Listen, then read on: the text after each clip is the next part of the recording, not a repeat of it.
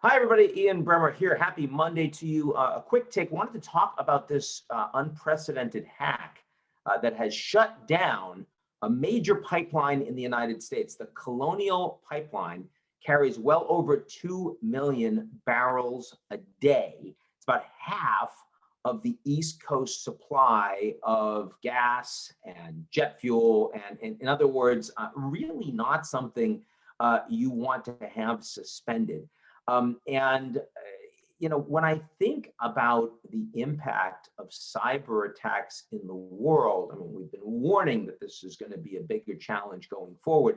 We're now really starting to see the implications of it. In this case, it's a dual attack. It was an attack both against data in the firm that has been stolen, that the organization, the criminal syndicate that has perpetrated the attack has said that they will make it public and delete all of the data from the system of the pipeline company. They've also, if the ransom is not paid by the deadline that they have provided. And then, of course, they also physically shut down the pipeline as well. It's an enormous problem. It's probably unprecedented in the scale of impact in the United States, though we're seeing more of this kind of thing around the world. So let's take a step back. What does it mean? How much should we be worried, and what can we do when we think about cyber? Well, when I think about the world of cyber, over the course of the past 10 years, there are some aspects of it, the great power competition, that has worried me less, because even though it's all about offense, the United States, the Chinese, the Russians, by far the most capable in terms of offensive cyber capabilities, and other countries like Israel and Iran with less but significant capabilities.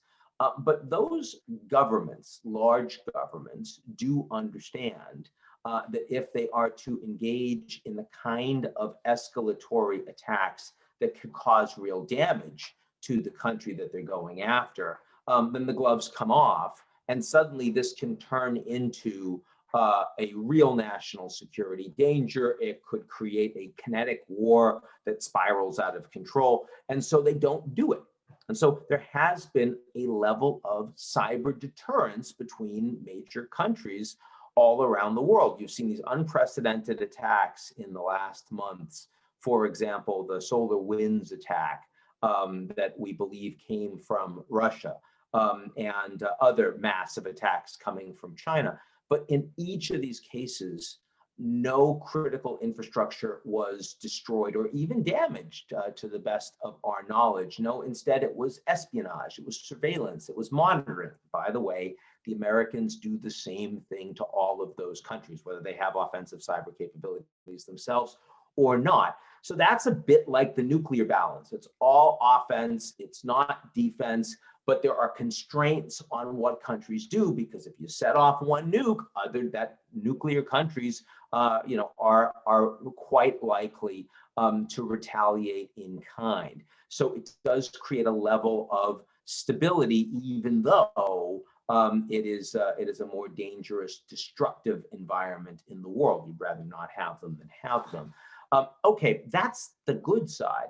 The bad side is that you sometimes have governments that engage in acts on cyber that go bigger and larger than had initially been presumed. So, for example, when the Russians engaged in the Pecha attack against Ukraine, which was a piece of malware that was reverse engineered out of the US, out of the National Security Agency, developed in the US a few years before, it did hit Ukraine.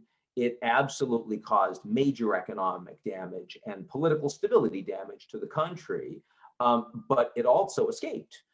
And so, in relatively short order, you had Western corporations with operations primarily all over the world, very little in Ukraine, in some cases just a couple of computers in Ukraine, causing billions of dollars of damage because the malware spread. And the Russian government, I find it highly unlikely that they intended for that attack to spread.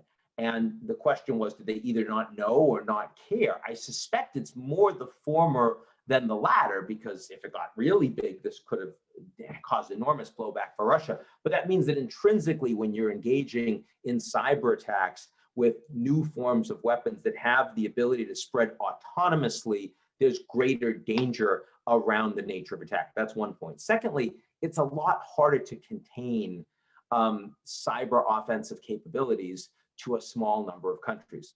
Obvious example, I mentioned among countries that have strong cyber capabilities, Iran. Now, we're working, the United States, the Biden administration is working very hard right now to try to get the United States back into the JCPOA, the Iranian nuclear deal that the Trump administration unilaterally withdrew from. And if that happens, we will continue to successfully prevent the Iranian government from developing nuclear weapons capability with verifiable inspections on the ground. That's important. It's significant, but there has been no ability to limit the nature and development of Iran's offensive cyber capabilities, which they use against Israel, against Saudi Arabia, against the United States. And there's very little capacity to deter a government that is much more unstable itself, that has willingness. And the reason we don't want Iran to have nukes is because we think that that potentially could lead to much more conflict in the region that's unacceptably dangerous to, let's say, Israel or to the Saudis, other American allies on the ground. But they have those cyber capabilities, and that's clearly a danger. I mean, the Operation Shamoon, which the Iranians did, which looks like it was a reverse engineer of the Stuxnet attack that the Americans, the Israelis engaged in against Iranian centrifuges, basically was within a couple of hours of taking all of Saudi Aramco's energy production offline. And that could have precipitated a war. So you're much closer to tripwires, to red lines, even among governments because of that when you talk about cyber. And then you have what we just saw, what we're experiencing now with the shutdown of the Colonial Pipeline. And this is a criminal syndicate. Non-state actors, whether they be gangs or the aforementioned 300-pound guy on a bed in New Jersey, or whether it's a terrorist organization, the ability of institutions and people that are much less easily deterrable, either because of their ideology or because you don't know who they are, engaging in strikes that are really dangerous. That is becoming unprecedented in today's environment. And that's what we just saw. The cyber criminal gang called Darkseid is ostensibly behind the attack on the Colonial Pipeline. And this is a cyber criminal gang, right? It is a group of individuals. It is not known who they are. They have anonymity. They're quite sophisticated, and they engage in these strikes against multinational corporations, some small, some big, and to enrich themselves, essentially. And this organization, Darkseid, has said that they won't attack hospitals, for example. That's their form of ethics. Other such organizations have no such compunction. You've seen a number of hospitals shut down, for example. One of the things I was most worried about is what would have happened if there had been a massive cyber attack by a criminal gang against American hospitals at the time when they were getting overwhelmed by the pandemic. This is an absolute real danger and something that the technology exists to do, and the people that could engage in those attacks have that technology in their hands right now.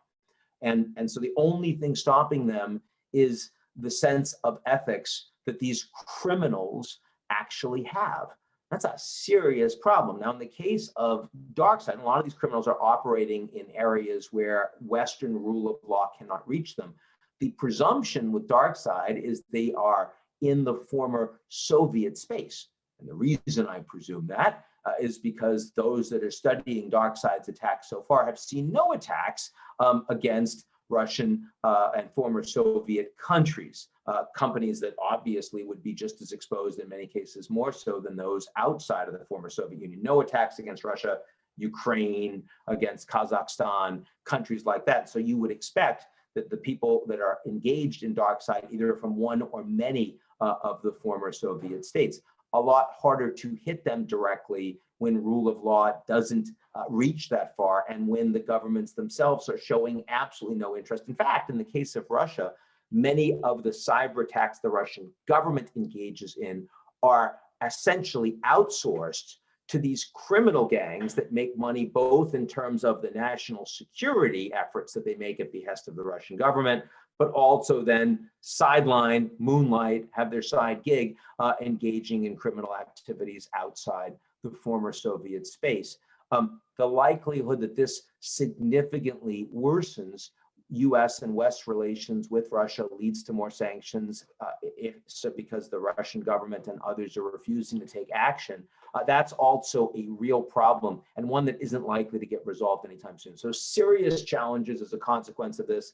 It showed up very high on our top risks for 2021. This is part of the reason for it, and I suspect we're going to spend a lot more time on it going forward. So not the cheeriest topic for a Monday kicking off your week, but hopefully something we get resolved, at least in this attacks case, in relatively short order. Be safe, everybody. Avoid fewer people, and I'll talk to you soon.